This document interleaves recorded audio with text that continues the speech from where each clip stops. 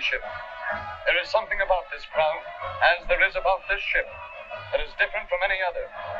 Something you cannot see, yet something that all who are assembled here can feel. The presence of an unseen, yet vital personality. For the name of this ship is Jack London. Never was a Liberty ship more fittingly named. The fearless spirit and purpose of the man lives again in every member of its crew and invests the ship itself with true significance. For Jack London was more than a great author. He was a real American. He lived and wrote that others might be free. Free to read the truth. Free to right a wrong. Free to raise their voices on behalf of the welfare of their fellow men.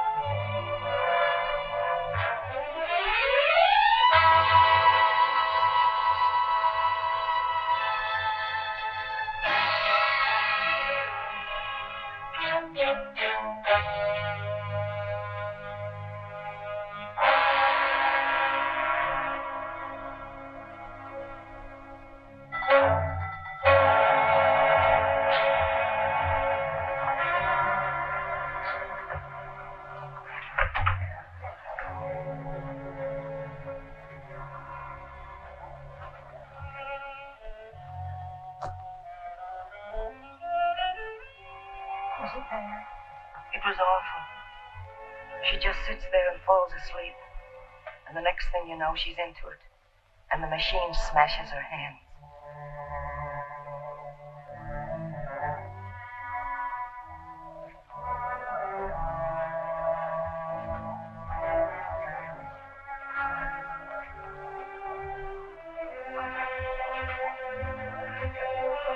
Come on, all of you. Everybody back to work.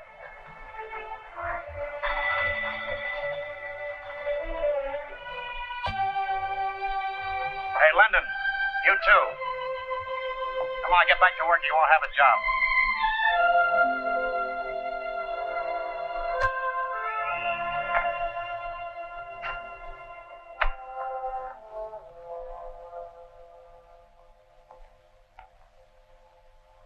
It could have been my fingers just as easy as that girl's. Lots of times I've almost dozed off and just caught myself in time. It's the rotten air and the noise that never stops. 12 hours a day beating in your brain. For 10 cents. 10 cents an hour. Oh, hello, honey. But things are bad all over. It isn't that, Mammy Jenny. It's just that people like us, poor people, have to work in filthy holes just to exist. And that other people, rich people, can have everything. Fine clothes and carriages, and not only things, but time. Time to live, and time to think, and time to learn. That's what I want, Mammy Jenny. Time. I guess you're right, Jack. Mammy Jenny, have you got any money? Well, I've got some. Some I've been saving. Would you lend it to me? What for? I want to get myself a boat. I can make money, lots of it, fast. Jack London, what are you thinking about? Oyster hauling? Oyster hauling? Oyster pirating, you mean? I wouldn't stay at it long, Mammy Jenny. Just a few hauls, and I'd have enough money to last me 3 months. A whole year, maybe. Then I'd be free to get some schooling. Don't you let me hear you talk like that. I have to bring you in this world. And I want to see you grow up right so you'll mount to something. I ain't going to help you get in no trouble. I don't want to get into trouble. I'm trying to get out. Is it wrong to want to fight your way out? I'd pay you back. Every cent more, even. Oh, it ain't the money, darling. You can have all I got. But I couldn't sleep nights worrying over you. Oh, Jack, if anything had happened to you, I'd never forgive myself. Never mind, Mammy Jenny. Forget about it.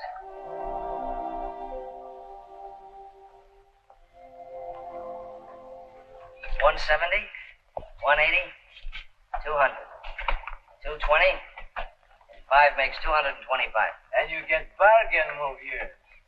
I tell you straight, I hate to give her up, but I got chance to buy bigger boat.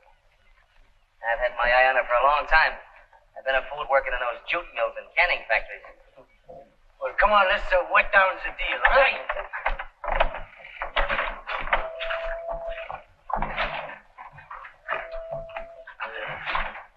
Oh, Mamie, get your stuff off that boat. Meet me on the Reindeer.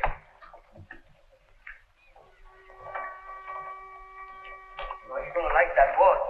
Good boat.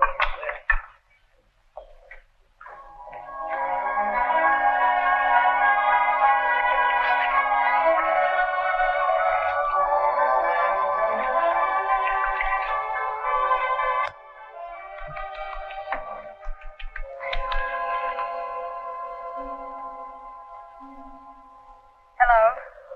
What are you doing here? Fell asleep below. You going in with French Frank? What's that got to do with you? Nothing. Only there's an awful lot to learn about oyster pirates.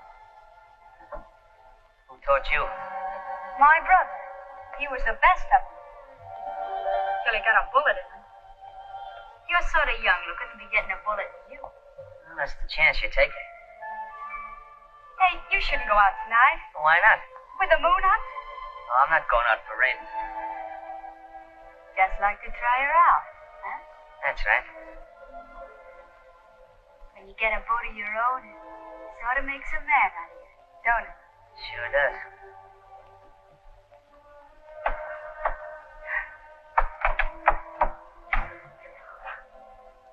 We got some sail patching to do. A rat must have got at this one.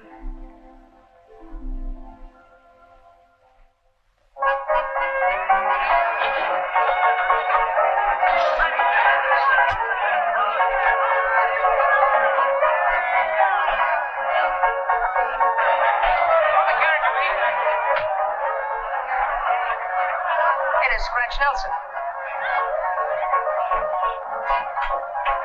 Hi, Scratch. Hello, Jack. Hi, Mamie. How have you been? I haven't seen you around lately. Hey, what happened to you? Oh, I had a run-in with French Frank over the split. Uh-huh. Well, the new dress. Do everything from the skin out. Yes, sir. Maybe the queen of the oyster pirates. Come on, let's sit down, huh? Yeah.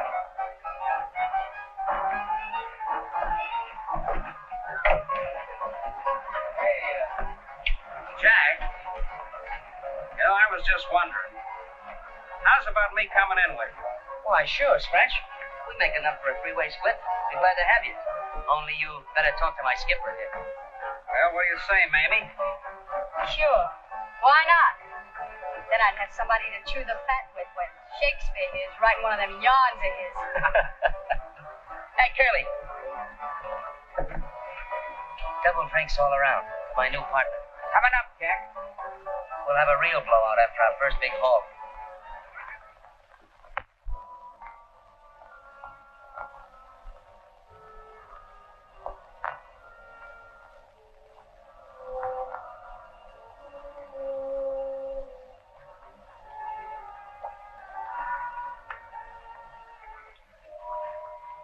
All right, Mamie, tie her up.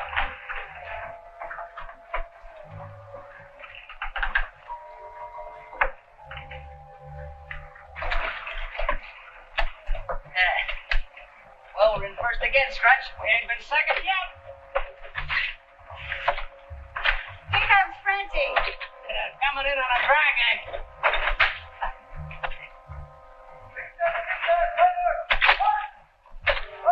Come on, let's beat him to the market. That's the girl.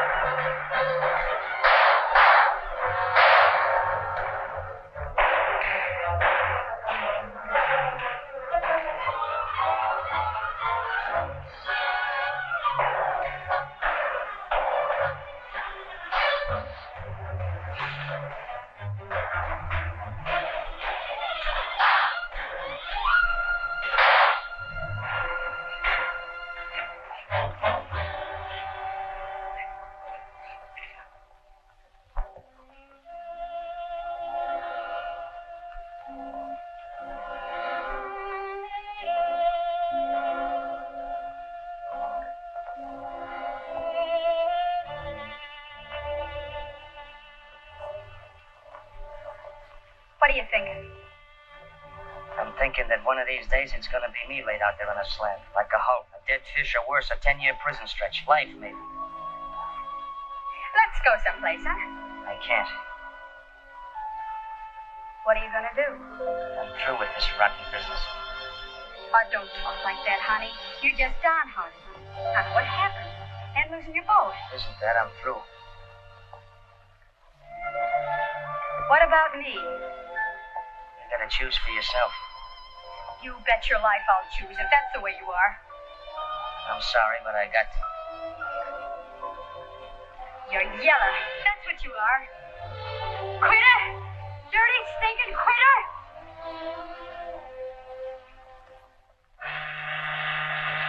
$30 month and pound. Sign here and make your mark.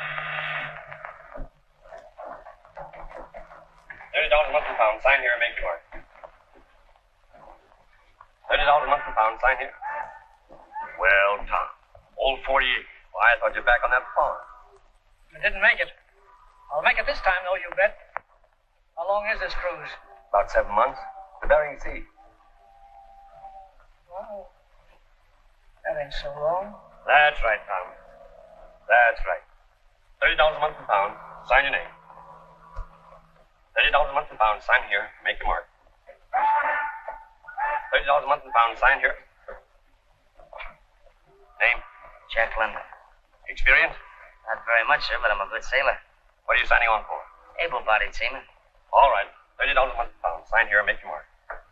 He writes fine, just like a girl. $30 a month and pound. Sign here and make your mark. $30 a month and pound. Sign here and make your mark. $30 a month and pound. Sign here and make your mark. $30 a month. How soon do we sail, Captain? Oh, you're anxious to sail, eh? Sure am. You just can't wait to tangle with them seals, huh? Down the focus.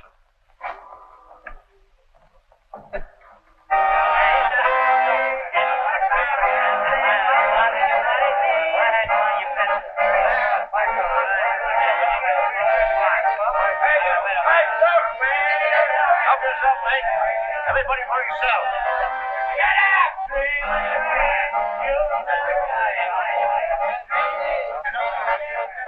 What do I need? You're going to like this, old boy. I'm glad to be honored.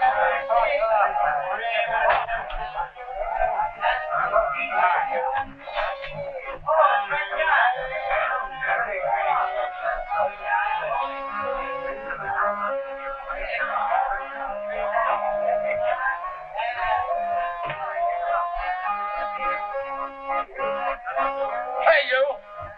That's my bunk and my things for them. Those are my things in there now. Listen, I always want to bunk by the ladder. I'm at you, Flip. Go ahead. You move. Maybe I'll bunk by the ladder next trip. Oh, shut up!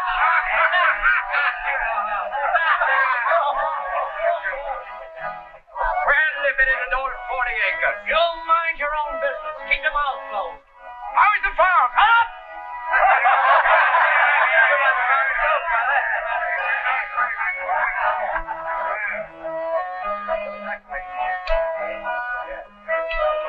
What's that, a Bible?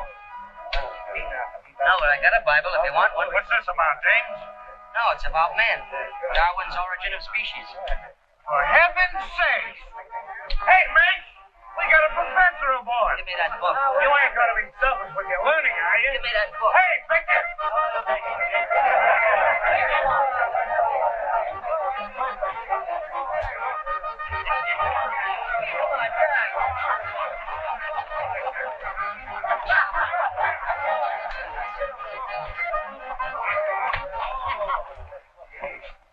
That's something you won't get out of books. Why don't you leave the boy alone?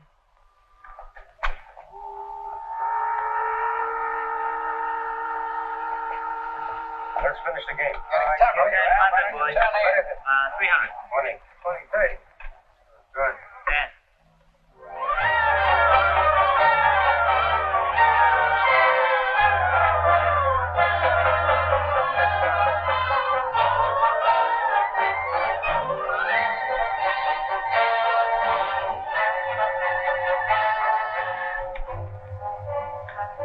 Seals ahead!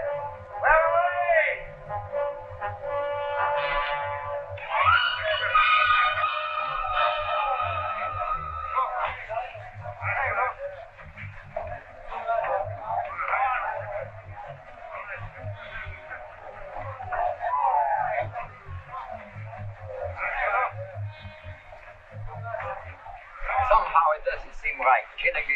innocent seals.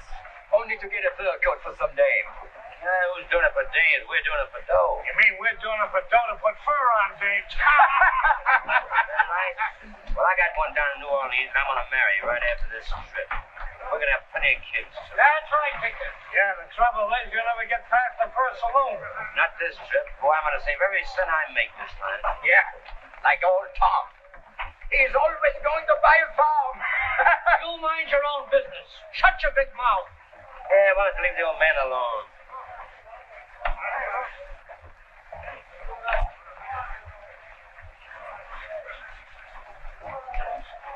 Hey, Victor, Junior.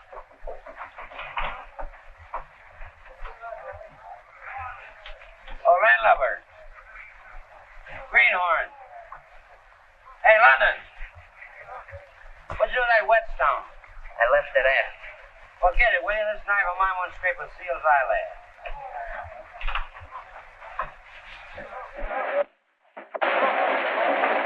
I'm going to slip a seal on Jack's bounce line. Don't nobody say nothing. We're going to have a rip-roaring time.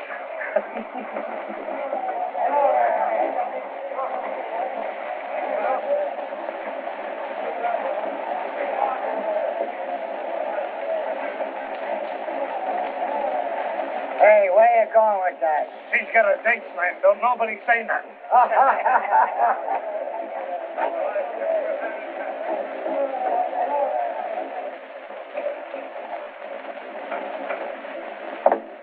Pretty soon this dirty sealing business will be finished. Then we'll be heading for Yokohama. You ain't never been there, have you, Jack? And what's it like? Just imagine it was here, with a flock of geisha girls swarming all around. Geisha girl, huh? Just like any other girl, only better in some respects. That sure sounds great. I wish it would happen soon. It'll be soon enough. You get an experience coming that you'll never forget. Never. Sure sounds wonderful.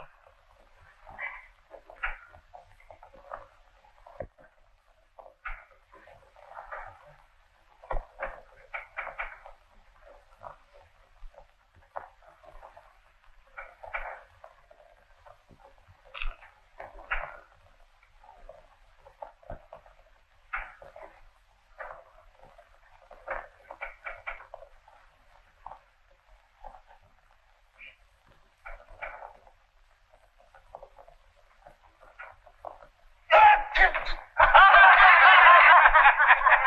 like the kid turned the tables on you. The joke is on you.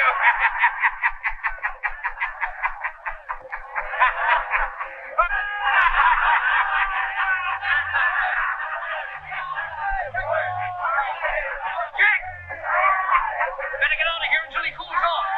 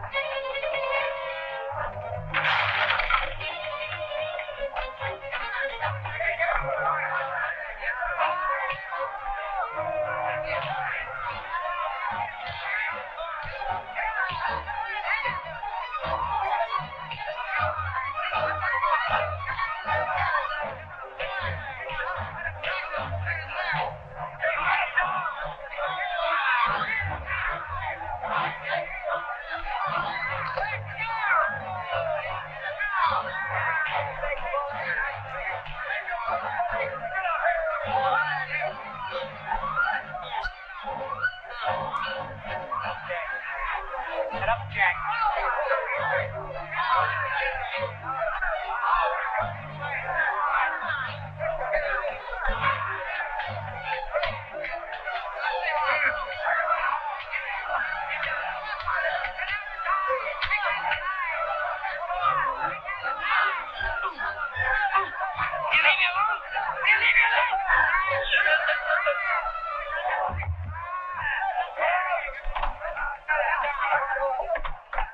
Now you leave me alone?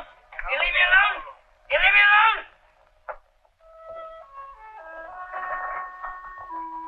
Why don't you turn in and get some sleep? I just want to set something down. Not a man, but a beast. wolf. A sea wolf. That's what we all are. But it's the sea that makes us that way, son. Cooped up here like a lot of animals, doing the same thing day after day, thinking the same things night after night.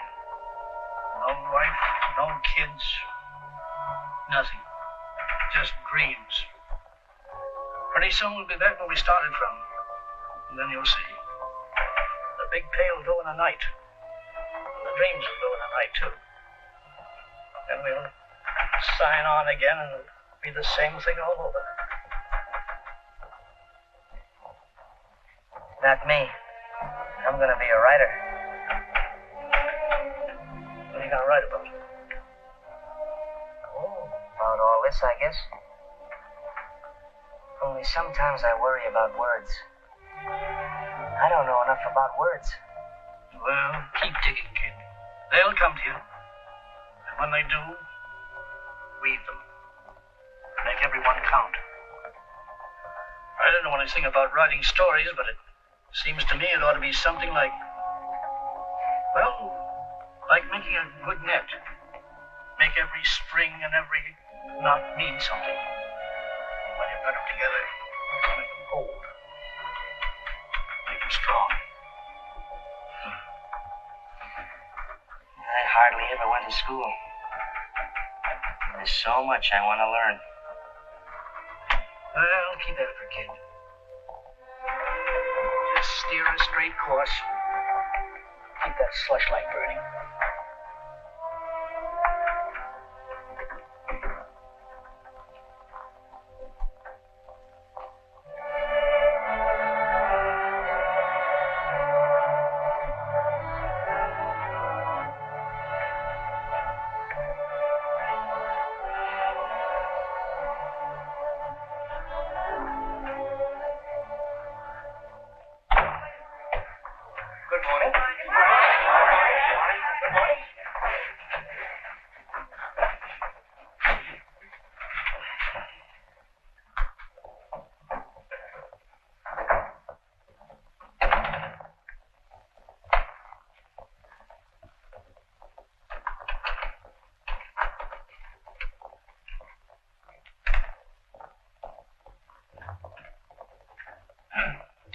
I spent a pleasant evening going over your short story compositions. As usual, I have selected examples from the submissions. And as usual, the authors shall remain anonymous. So if the shoe fits, you can hide your consternation behind a poker face. The two stories I have selected represent the extremes in writing. One is fraud, an attempt at whimsy that evaporates into thin air. The other is raw, almost brutal to the point of unbelief. In other words, one of you will tickle a cloud with a feather, and the other has battered good taste with a sledgehammer. I shall read from the feather. Penelope nibbled at her bonbon. Her thoughts skipped from nothing to nothing. She was in a pink-blue haze. Her mamma wafted in and blended with the nothingness.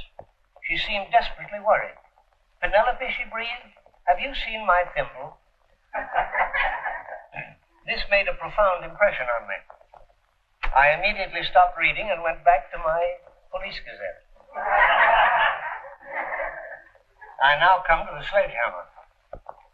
Go on, he advised her. Pull the trigger and kill a man. Spatter his brains on the floor and slap a hole in them the size of your fist. That's what killing a man means. Excuse me, Professor Hilliard, but since you've made me a horrible example, would you mind discussing my story a little bit? Not at all, then. Not at all. Well, sir, just what is it that's so wrong with my writing? Well, boiled down, I should say too much imagination. Too much exaggeration. After all, you know, London, slap a hole in him the size of a man's fist is... I saw it happen in a joint in Singapore. You saw it happen? Well, then, perhaps I shouldn't have brought it up. You see, Professor Hilliard, I've only written about what I saw. It seems to me there's nothing wrong in writing about life and truth. But do you think you will get very far writing about poverty, cruelty, brutality? It's my experience that they exist, sir. If I could put them down on paper so people would think about them and try to destroy them, then I'm think something. Now we're coming to it. Do you want to be a writer or a crusader? Well, I don't know if I'm capable of being either. I knew when I came here that I was different from the rest of you, but that didn't stop me. Your entrance exams almost did, but I crammed myself with what I needed to get by. I knew that I had to dig harder than the next fellow because I'm rough and barren ground. But, sir, I've watched the Chinese cut terraces into a rocky hillside and patiently wait for the rain to wash down silt so things could be planted and made to grow. In a way, I felt that I was like that with a little help, I could make the things grow that are inside of me. I learned that a strong back wouldn't take me half as far as a good head if I could develop one. That's why I came here. But, Professor Hilliard, if my great fault lies in writing about what I know and what I've seen, then I'm afraid it's a fault that can't be corrected here. I'm sure you didn't intend to ridicule me, sir. It's perhaps a trick of yours to make me think. Well, sir, the trick has worked. Thank you, Professor Hilliard.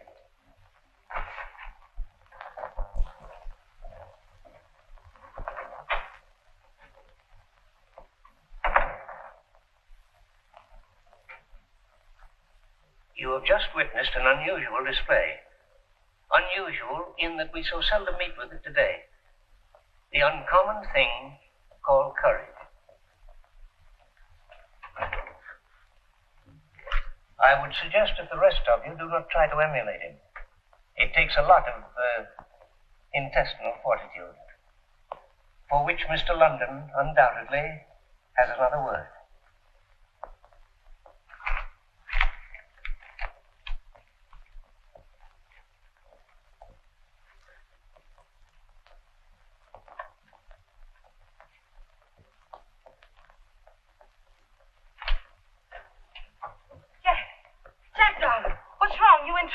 No, Mammy Jenny, I sent for you to help me pack and store some things.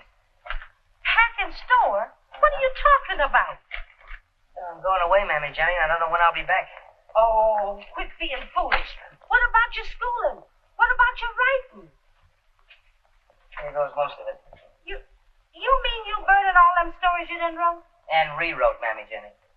Not all of them, though. I'm saving some. And one of these days, when I'm successful, I'll dig them up out of this trunk and dust them off and send them to the same editors who are turning them down now. They'll buy them when I'm famous and write to tell me how good they are. But, Jack, you got me all mixed up. First you sweat and you grub and you work yourself sick so as you can go to school and learn to write. And toss it. Just like that. And say you're going away. Where are you going? To the Yukon, Mammy Jenny. Yukon? Where's that? Up north in Alaska.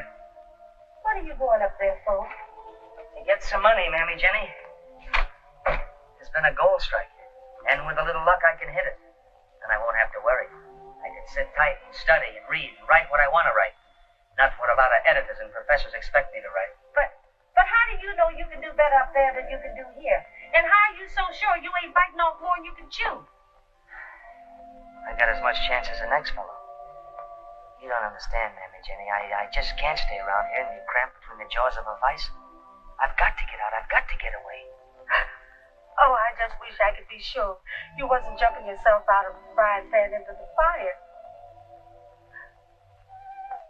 It's so easy to do, Jack.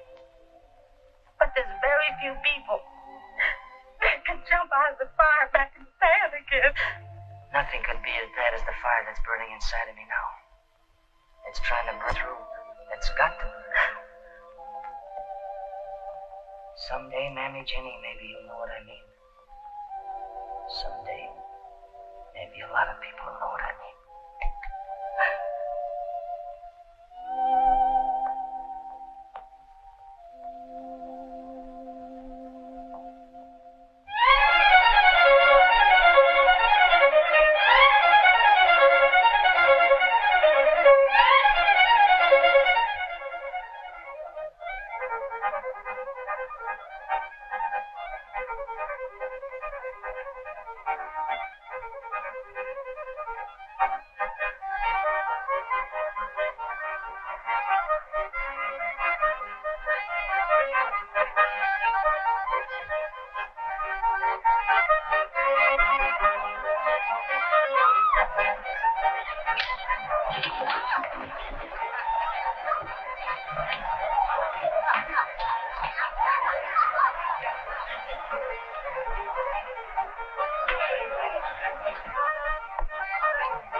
that 20.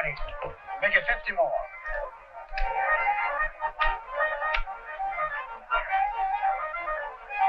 And 100. That's not too much. Recall. 200 more. All that. Come in, Charlie. How are you, stranger? Fine, how are you? Finding home to your best girl? Oh, just jotting down an idea. There's a sourdough over there biting his fool head off. It's all wrapped up in rabbit's feet. That's not Luke Lanigan. That's the end of the poker game, boys. Now get back to the bar and I'll buy it for all of you. Give me anything you want, Al. Hey, Frida. I just want a claim worth $1 million. Imagine that sidewalk trying to buff me out of a pair of shoes. Come on, baby, I'll buy you the joint. Oh, I'm busy, can't you see? Well, don't give me that now. Look, rabbits. You promised me if ever I Oh, won. let me go. You heard what she said, didn't you? Some other time. What you got about me? Good thing I blocked that. Oh, what's the difference? Come on, I just made $1 million. Everybody's at the bar. Quite a character. Say, where are you from? California. You from Spain? From Greece. Oh. The Isles of Greece, the Isles of Greece. Where burning Sappho loved and sang. You know your Byron. Say, what's your name? Frida Malou. Frida from Athens. Frida, do you remember these famous lines?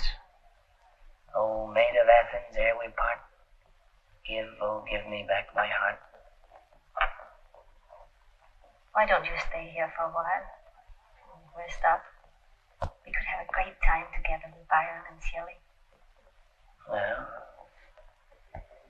maybe I will.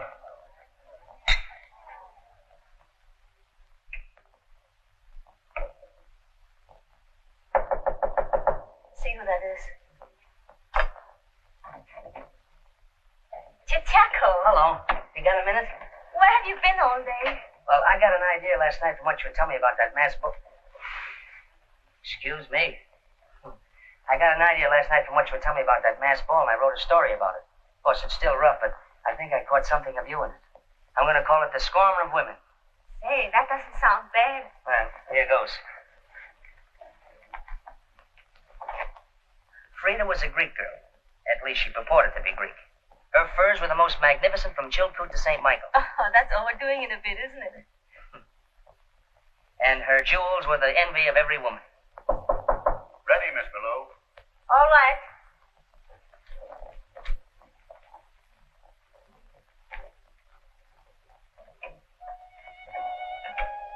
Are you going to come and hear my number? Sure. I want to fix this first.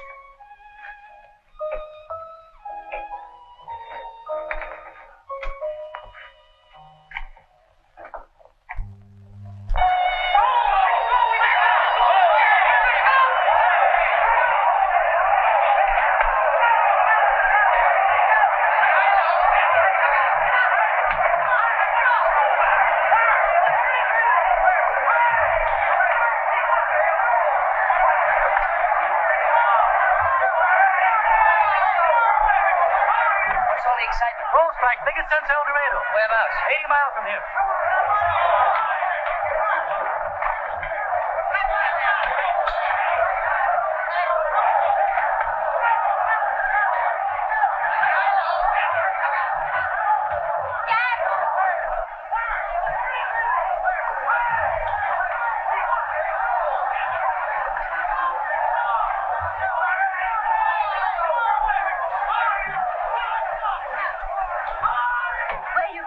There's been a gold strike 80 miles north of here. Oh, but you're not going, are you? Well, sure I am. Oh, listen to me, Chichaco. You haven't got a chance out there. I know this Yukon game. You'll muck in the grassroots till your heart breaks, till you rot of scurvy on the trail. I know, but... Believe me, in the end, the winner is a loser. All the money comes here. It stays here. Right here in Dawson. Thanks, Frida. But I don't think I'm cut out for this stuff. Oh, ideals. Listen, I gave up $1 million for you last night. Doesn't that mean anything to you? Everything, beautiful. Oh, Tiago. I'll think of you on the trail, Frida. Byron and Shelley under the stars. I wish I was back here with you.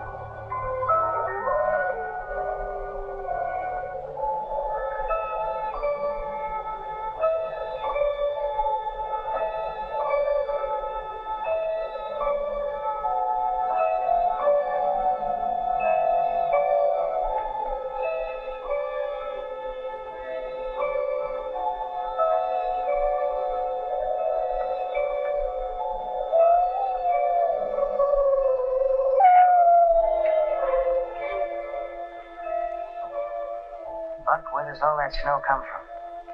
And why? Does snow a man in all winter? Keep him from his purpose? Frozen handcuffs. See, there's an idea for you. A man commits a crime, evades the police, and escapes in the Yukon. Gets snowed in. And spends the whole winter in solitary confinement. Oh, don't like it, huh? Not good? Well, maybe you're right. Well, let's light the lamp and spend a cozy evening working.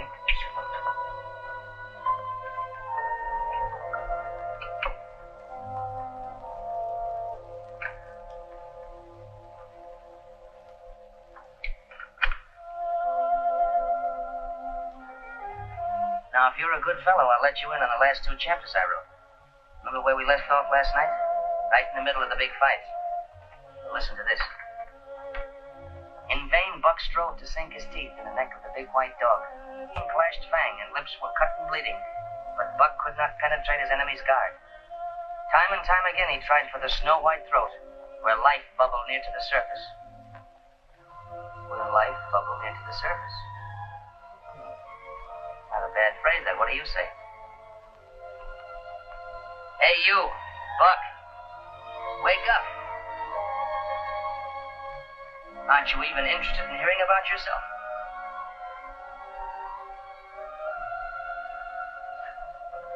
You're a lazy dog.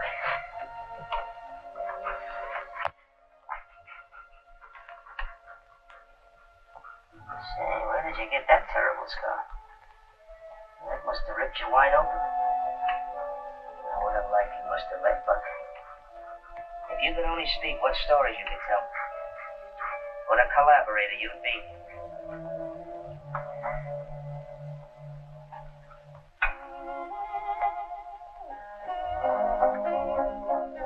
Thank you, Mr. Brett. There's only one little point, Mr. London. Well, I'm not awfully keen about it. Oh? What's that? The title you've chosen. The Call of the Wild? Why, that's a wonderful title. It's the whole idea of the story, sir. I wouldn't change it for the world. A dog reverting to the primitive, just as a human being under hardship and brutality reverts to the wild. Well, it's your baby. I'm only the godfather. I'd like to change it for you, Mr. Brent, but that's its name. It was born that. All right, George. Thank you, sir. Well, shall we go? Sometime you must tell me how it was born. Writing like that doesn't come out of nowhere. Came out of the Yukon. And unless I miss my guess, it's going to mark a milestone in American letters. A story about a dog? A dog, huh? Here you are, Mr. Brett. Thank you, Jenny. That's what it's about, sir. It's about life. You said so yourself. It wouldn't surprise me if the critics hailed you as the Rudyard Kipling of this country. Kipling? He's always been my idol. He was mine, too, until, well, quite recently.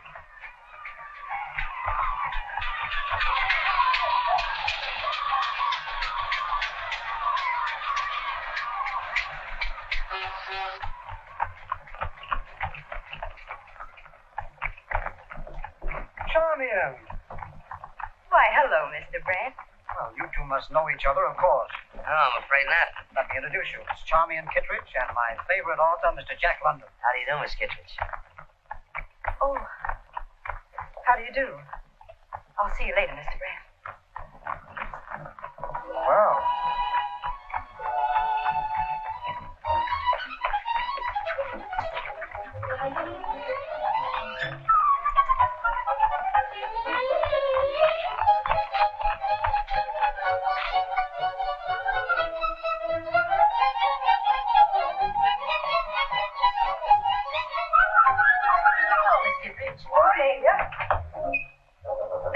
Did you wish to see someone?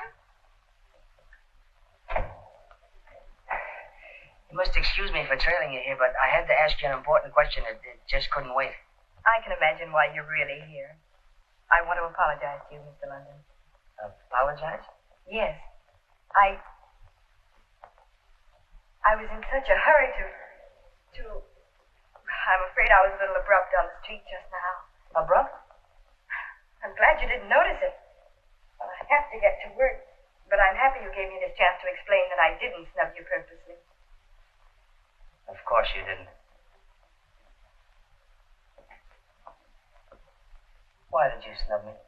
Purposely? But I assure you I didn't. You snubbed me. Purposely.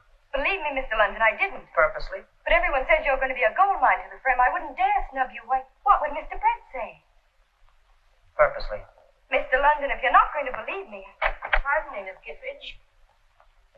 Mr. Brett wants to see you right away. May I offer a couple of words of advice? What? Don't go. No, you stay here. Let me go. I'll explain to him and tell him it's all right as far as I'm concerned. Thank you, Mr. London, but I happen to be quite capable of taking care of my own affairs.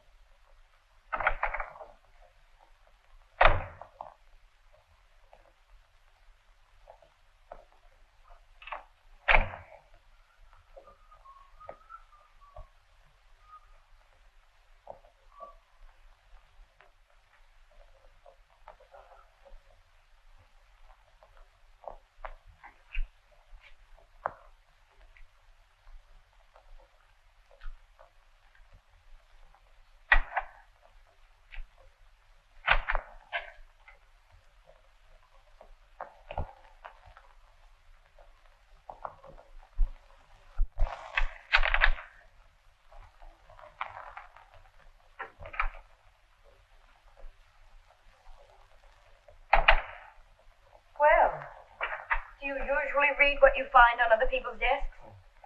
I have no compunction about reading my own manuscripts. But I do wish you'd consult me before making additions. Additions? Yes, for instance. Once in 10,000 times, a manuscript appears from an unknown author, which is a masterpiece. The Call of the Wild by Jack London makes a reader's life worth living at last. Thank you, Miss Kittredge. P.S. Unless you want to lose your favorite reader, never introduce me to Mr. London. If he's anything like his book, my heart will stand still when I meet him. I wish you'd go. Did Mr. Brett rake you over the coals? No, it isn't, Mr. Brett. It isn't you. Maybe it's myself. I don't seem to know what I'm saying, do I? I guess I'm babbling. Mr. London, I assure you I'm not this sort of person at all. I don't know what kind of a person you are, Miss Kittredge, but I do know you're a person.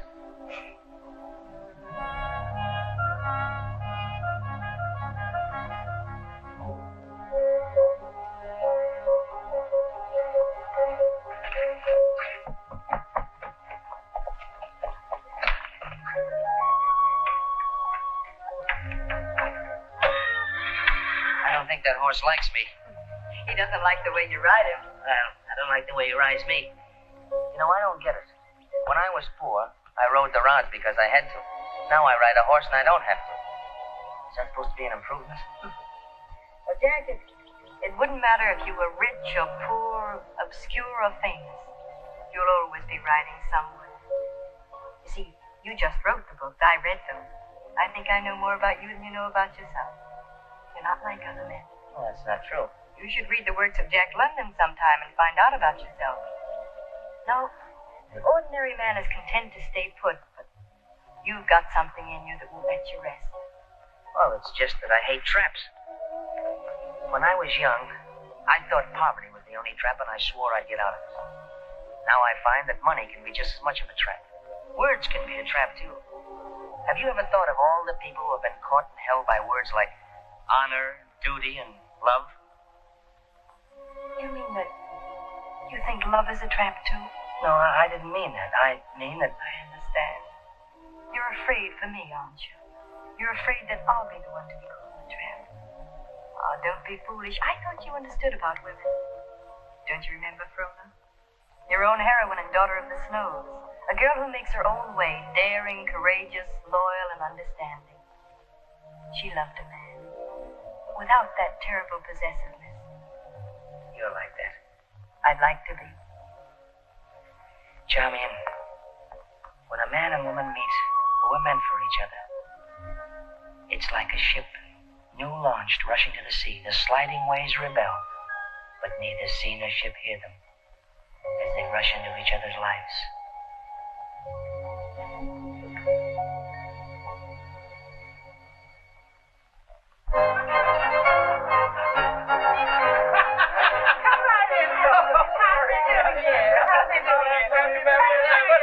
Happy New Year, Mammy Jenny. Happy New Year to you. And here's a special Happy New Year for you, Mammy Jenny. Oh, thank you, Captain Allen. Thank you. But ain't you a little mixed up with Christmas? Oh, this is a different kind of Happy New Year, Mammy Jenny. It comes only once every 100 years. Happy New Century, you mean? That's right, dear. Oh, I can't wait to see what it got. That's beautiful, Captain Allen. Just beautiful. Now, if you're good, I'll be back with the maid to that in 100 years. Oh, no, sir, Captain Allen. In 100 years, we both going to be wearing golden slippers. I hope.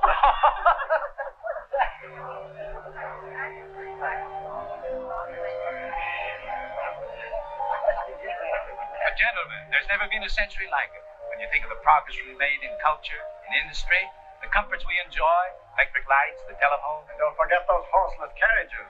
A friend of mine has one longer, and I swear we must have been whizzing along at 20 miles an hour at least. No doubt about it, Jack. Civilization's darn near reached the apex. The millennium, huh? Not far from it. Well, the way I see it, we've only got 1 foot out of the Dark Ages. Machines are great, sure, but they only make more things more quickly. There's nothing spiritual about them. You can't change what's in a man's mind or in his heart. You can brag all you want about culture and progress, but what bucks big in a man's mind today is materialism. Money. Money out of machines and money out of everything. That's what rules this world today, greed and selfishness. In people and in nations.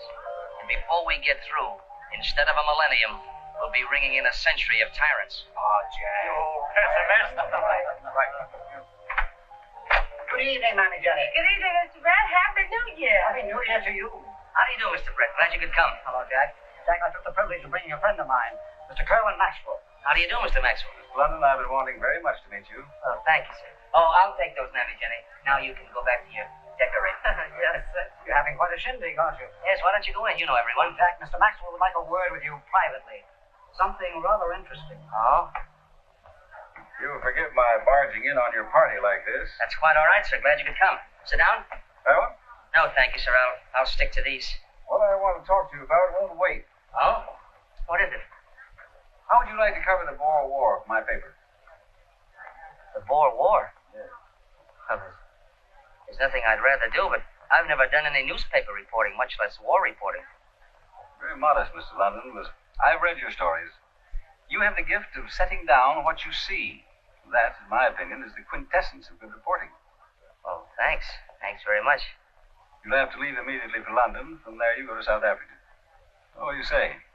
I'd like to, but... Will you excuse me a moment?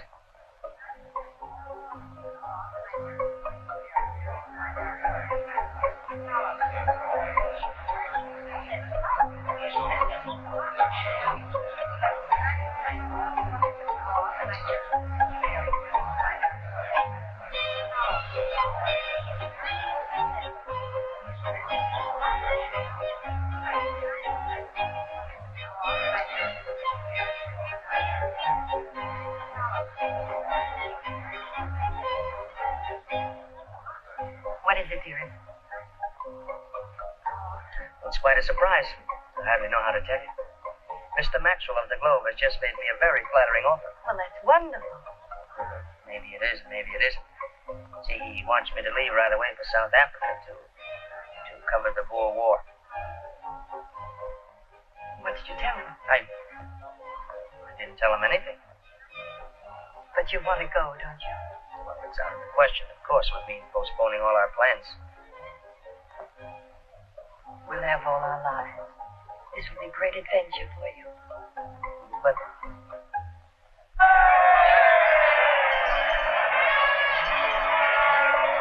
Happy New Year. sweetheart.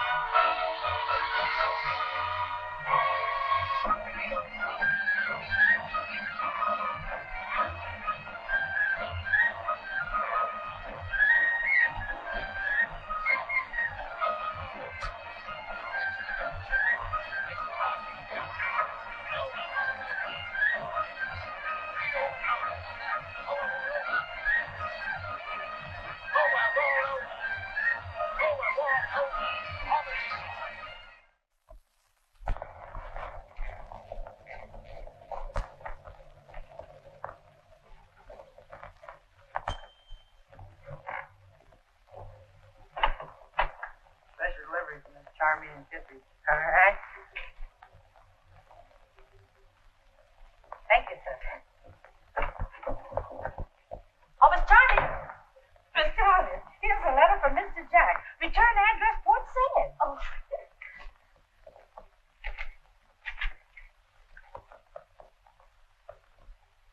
He's on his way home. Due the 16th. But today's the 16th. It sure is. Lay out some things, Mammy Jack. Yes, sir.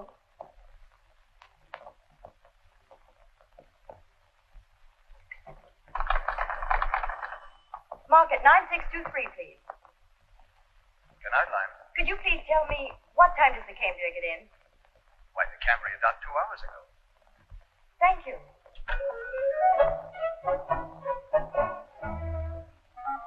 I won't have time to change, Mammy Jenny. The boat docked 2 hours ago. For goodness sake. Just give me my cape.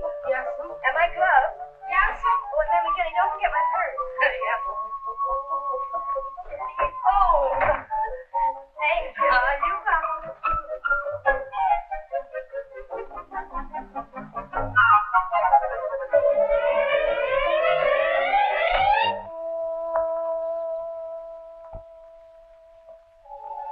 You're as lovely as I knew you'd be. Jack.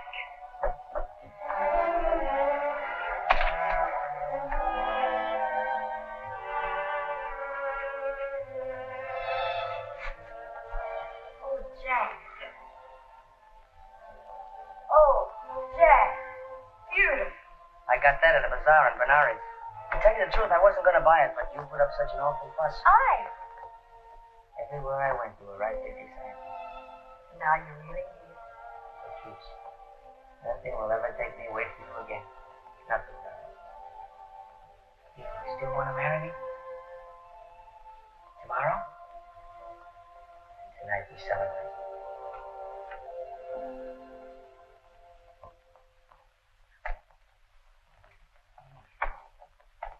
I just sent a batch of that only yesterday to that outlandish place you was at. Good, and I won't have to answer them. Mr. Jack, here's a telegram. Yes, sir, just come for you about an hour ago. You want these, Mr. Jack? No, thanks, Amy. I won't do it. I won't do it. I tell you, I won't go, Mammy Jenny. I won't go. But this has got to be the last. It's past closing time. You would have me lose me license. Well, Mike, we gotta settle this first. There's only one way to settle it. I've been telling you all evening. Get married and raise a house full of kids. Well, how can I do that with a war breaking out? It's our war. We inhibited it. The Brahmins. They want me to leave in the morning for Japan. A lot of correspondents are going. Jimmy Hare, Fred Palmer, and Richard Harding Davis. Well, I've never seen a war, Mike. You can live your whole life and never see a war. Sure. But what beats me is if you're brave enough to face a war, why can't you face her and tell her you're going? Mike, in a war, you got a chance. But with a woman? Yeah, I know. You lick before you start. But I gave her my word of honor. And if you go, you lose her. And if you don't go, you lose the war. That's right. That's what I've been telling you all evening. Then we're right back where we started.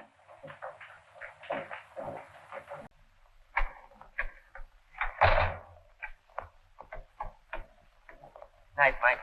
Thanks. You've been a big help. Better stay home, Jack, and raise them kids. Now, don't start that again.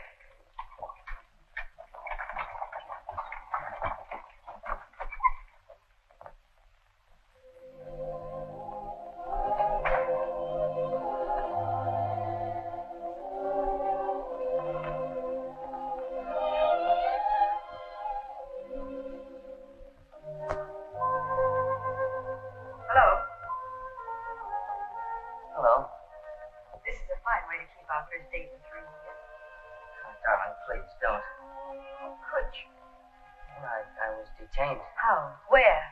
Well, I received a telegram from Mr. Maxwell, and I had to go see him about it. Can you imagine? He wants me to leave for Japan. In the morning. Japan? Yes, there's a war breaking out with Russia. What did you tell him? Well, I told him no, of course. And did it take you until 2 o'clock in the morning to say no? Well, Maxwell's a funny fellow. He can't take no like an ordinary person. He kept insisting that this is the chance of my lifetime. Wars are getting scarcer and scarcer. And marriages are getting commoner and commoner. Well, you can go. It's perfectly obvious I can do nothing for you. Nothing whatsoever. You mean everything. No, it's no use, Jack.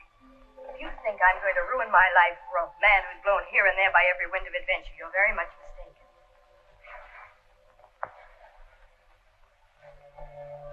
I won't let you go.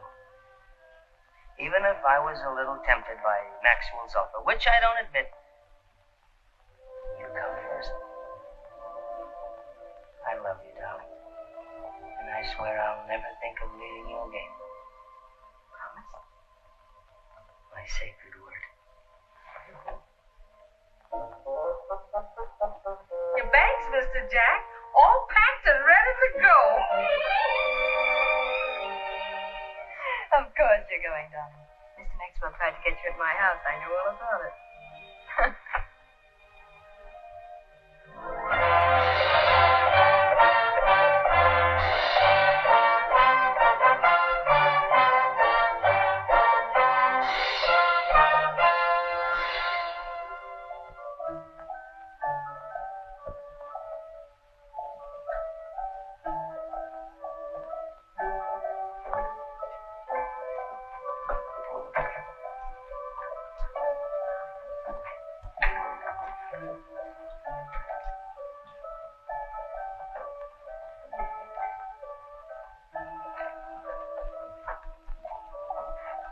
They're certainly breaking their necks to make us comfortable. You can have it. Cases and all. What I'd give for a steamed beer and a corned beef sandwich. Looks like you're going to have it. They're concluding peace negotiations right now. 7,000 miles to Tokyo, nothing to show for it but a nice hot belly for washing rice down with sake. You can't tell as long as those skirmishes on the Korean border keep up. They don't mean a thing, Dick. Just saber rattling to scare the Tsar into conceding some point or other. Maybe. Well, I'll string along with Davis. Russia doesn't want war, that's a cinch. And if these boys want peace, why are they sending troops into Korea? Who said they are? I say they are. I was down at the waterfront this morning.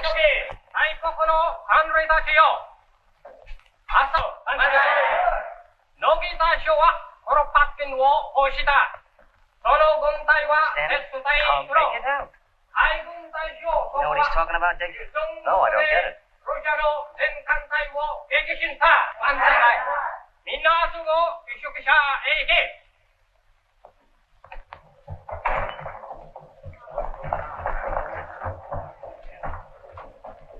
Say, just a minute. What's all the excitement? I have the pleasure to report that our Honorable Navy has just sunk the Russian fleet at Port Arthur.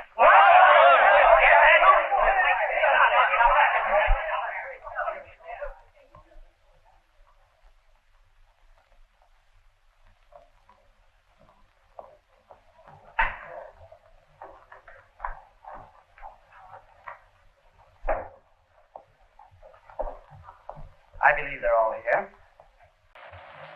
I deeply regret that I cannot grant your minister's request that you be allowed to go to the front at this time. Personally, I have no objection. But unfortunately, such permission must come from a higher official than I have the honor to be. However, I will use my humble persuasion in an effort to make your desires possible. We shall arrange a banquet where perhaps you will meet the official who can grant permission for you to go to Korea. A banquet won't bring us any closer to the front. We're all accredited correspondents, Mr. Hiroshi. All we want to do is get the news and get it back to our paper so the world will know what's going on. Sometimes it is not practical that the world know what is going on. If, for instance, the Russians would have known what was going on, there would have been no Port Arthur. We could not have dealt what you call in your country the first punch. You're a little mixed up, aren't you? You mean sneak punch. The idioms of your country are so quaint, young man. I'm sorry. There's nothing I can do at the moment.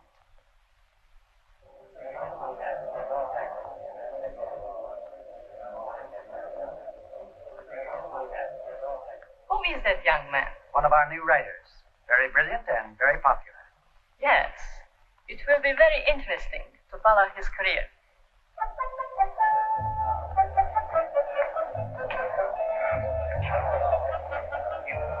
Hey, Dick, what are we going to do about this?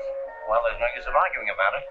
We're in the same predicament as the girl who was told she could go swimming, but not to go near the water.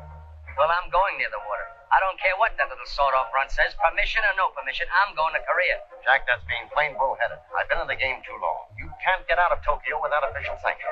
Dick, I'll bet you $100 I can get to the front. I'll bet you $100 you won't. You're on. Hey, Jack. Good luck, Jack. Good luck, Jack.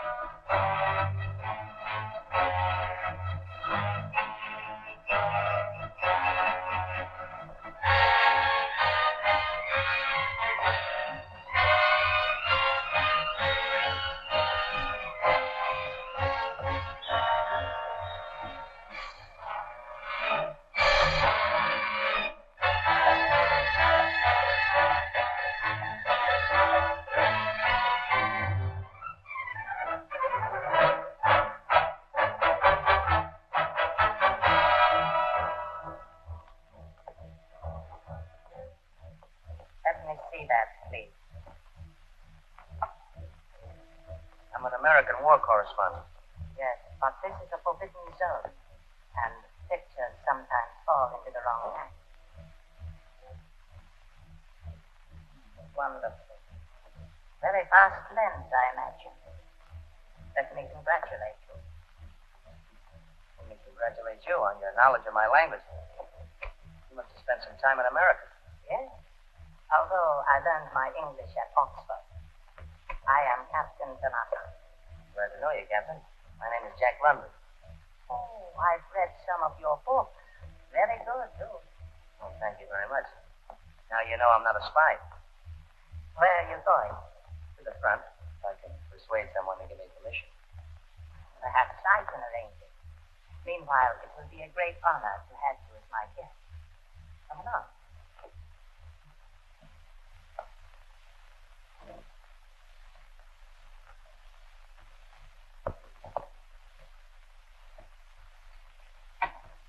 Better try some of this excellent caviar. It will do much for your appetite. Oh, thank you. This is fine. This is a nice, cozy place you have here, Captain. I believe in comfort, Mr. London. Especially when our enemies are gracious enough to possess good taste. As we go deeper toward Russia, I expect to add to my collection. Is this part of your collection?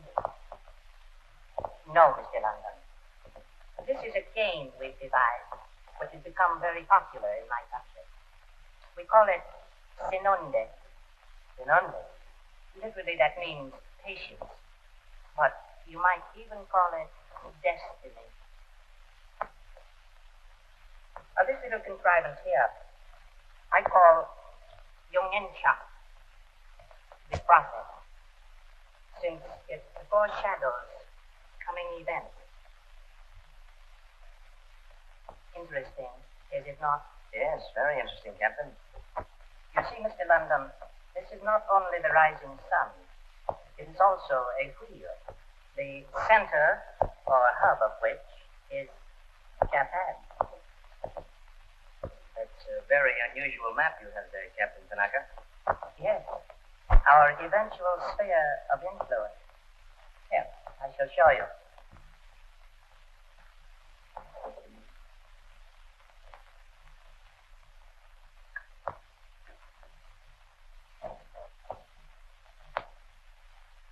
You will note that the spokes radiate in all directions from the hub from which they naturally emanate, and to which perforce they must converge.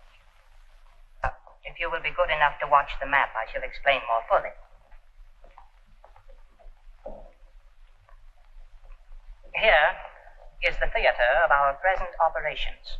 But tomorrow, as you shall see, we will have crossed the Yalu River, and soon we'll have all of Korea, a stepping stone to Manchuria. Manchuria? And then Mongolia, a land of milk and honey, 200 million tons of timber, 1 billion tons of iron, 2 billion tons of coal, enough to last Japan for 70 years. We'll be stronger then, able to move both east and west. You're out to gobble up all Asia? Oh, yes, though not at once. First, we must conquer China.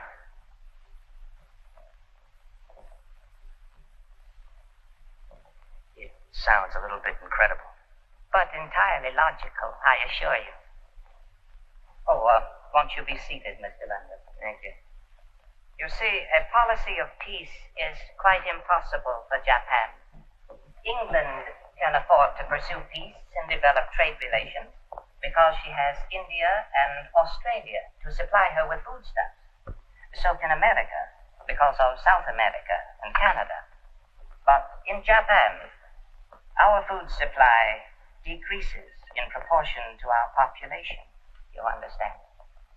If we merely hope to develop trade, we shall be defeated by England and America. In the end, we will get nothing. That is a mathematical certainty. We've got to control China. But in order to control China, we will have to crush your country and England. That may take many years, of course. 50, 100 perhaps. But it has all been carefully planned. Scientifically. The rising sun has a destiny. Her expansion is inevitable. This, the taking of Korea, is only the first step, the first act of the drama. But the play is on. The curtain is up. And it will ring down, you'll see, upon a Japanese world. Why are you telling me all this? Why not? You'll not believe it.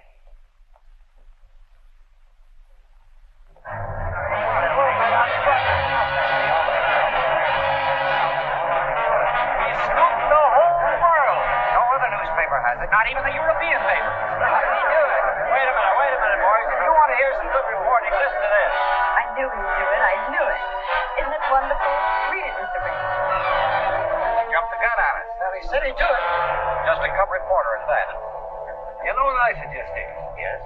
That we draw up a petition to the Japanese government, protesting, demanding that London be ordered back from the front, or else that we be granted instant permission to leave. I second that idea. We'll all sign it. You write it out, Davis. I'm as mortified as the rest of you celebrated war correspondents. Being scooped by a novice. As a matter of fact, I should feel worse having lost $100 to boot. We all had the same chance to get to Korea, at the risk of our lives. To my mind, we should draw up a commendation to a very courageous newspaper man. I suppose you're right, if you look at it from that point of view. I propose a toast. As a matter of fact, I read it in one of London's books. Here's to the man on the trail this night. May his grub hold out. May his matches never misfire. I'll drink to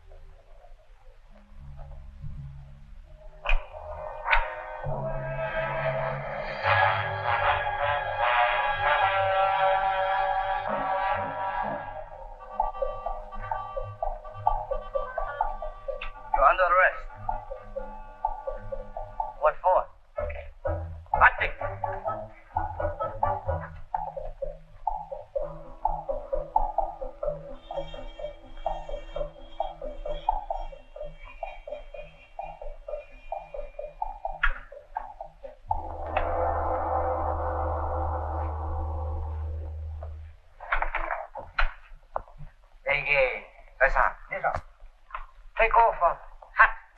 Tanani kitaka kita kolan. How did you get to Korea? By sampan, across the Yellow Sea. Nihaji imuta hata.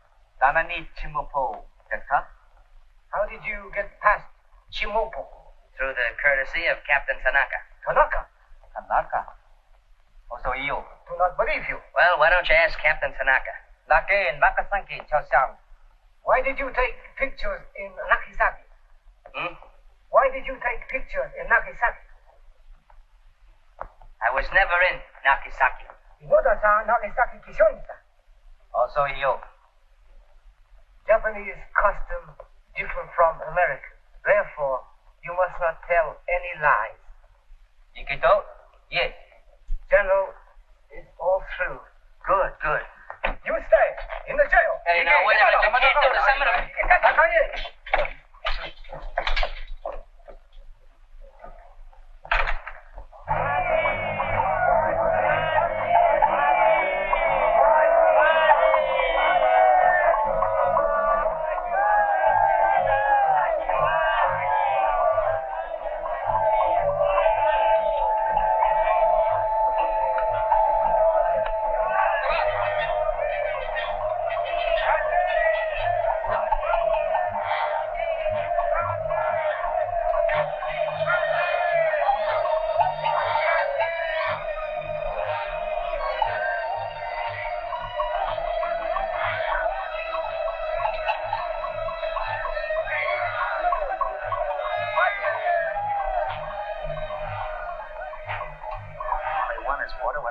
baritone.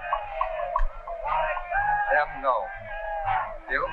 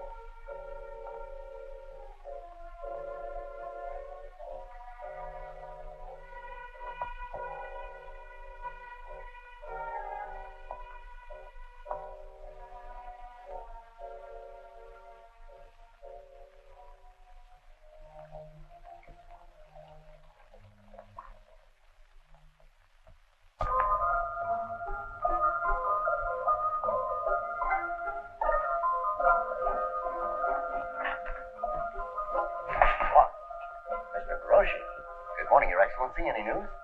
Always news. Very good news. Oh, about that writer friend of yours, Jack London. Yes? No wonder he was so anxious to get to the front. Why? He's in jail in Pyongyang. He turned out to be a Russian spy.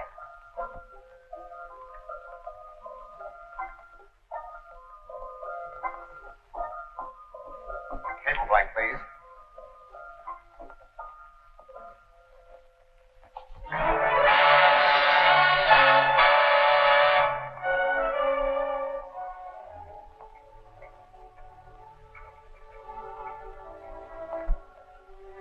Japanese ambassador, Mr. Taka here. You wish to see me, Mr. President?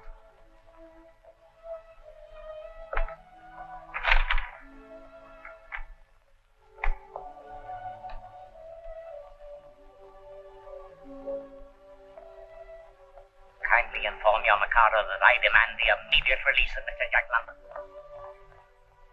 I'll convey your suggestion, Mr. President.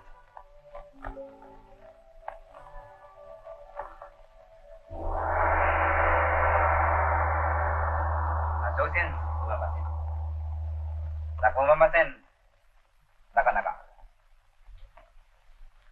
General Fuji say he very sorry. His most honorable ancestors very sorry. Me very sorry too. Sorry you have been detained. He say he find out you very truthful young man Na phone be go go. Why yoy ko kake? He say, our most honorable country and your most honorable country, always a most honorable friend. Well, that's just dandy. Now tell General Fuji to give me my honorable camera. Nasi, hogenashi, ikasto.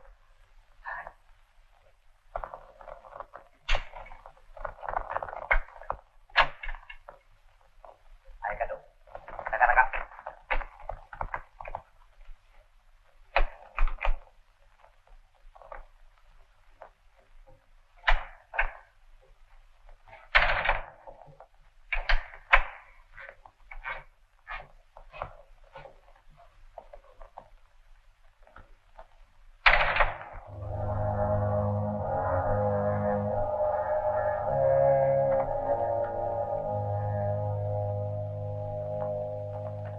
Japanese peril. The brown beast. Asiatic dream. Great writing, Jack. Great. But good heavens, man, you don't expect me to publish these things. Why not? Because you're known for good common sense, for hard facts, for the truth. Now, who do you suppose is going to swallow this stuff? A big truth is more difficult to swallow than a big lie, but it doesn't make it any the less the truth. I didn't write these articles for fame or money, Mr. Maxwell. I wrote them because I felt it was my patriotic duty. And it's your duty as the publisher to print them. I'm sorry, Jack, but I can't. For two reasons. First, you've nothing to substantiate the charges you make against Stan. But I saw it with my own eyes. Japanese treachery, Japanese barbarism. I've told you of the hours I spent listening to Tanaka. An army captain, a madman, most likely. Genghis Khan was a madman, most likely. So was every conqueror down through history. And second, and most important, Japan and this country are friends. Japan is one of this country's best customers. We do billions of dollars worth of business with her, and you insult her at every turn. Well, look, you see here the Japanese race has embarked on a course of conquest, the goal of which no man knows. That's right. And here, again, the headmen of Japan are dreaming ambitiously, in the Napoleonic dream. I say more. What happened at Port Arthur will happen again someday. Will happen here to us. When the Japs beat the Russians, they conquered the white men for the first time in history, and they mean to go on conquering them. Someday the white man's dream bubble of peace with Japan will be punctured. But one country at least won't be surprised. That country will be Russia. She was wakened from her dream. We're still dreaming. Well, Jack, you're cool. Those sawed-off little runts from their papier-mâché island, why, we could lick them with one hand tied behind us. Mr. Maxwell, if Jack feels so strong... Don't argue with him, Charmian. I'll get this stuff published. I'll yell it from the rooftops. Come along, guys. All right, you firebrand. But nobody will believe you. Two reasons. It's not the truth he's worried about. I proved that to him. It's money. $2 billion worth of business. Sure. Lull yourself to sleep, then your little brown customer sneaks up and slits your throat. And he says he won't believe me. Maybe they won't believe me. Of course they'll believe you. Darling, everything you write, everything you say rings with truth. It's real and honest. It's you. It's the spirit of Jack London. You're that part of me. I knew it when I first met you. Remember what I told you? About a ship in the sea? I'll always remember. When a man and woman are meant for each other, like a ship new launched, they rush to the sea. The sliding waves rebel, but neither sea nor ship hear them as they rush into each other's lives.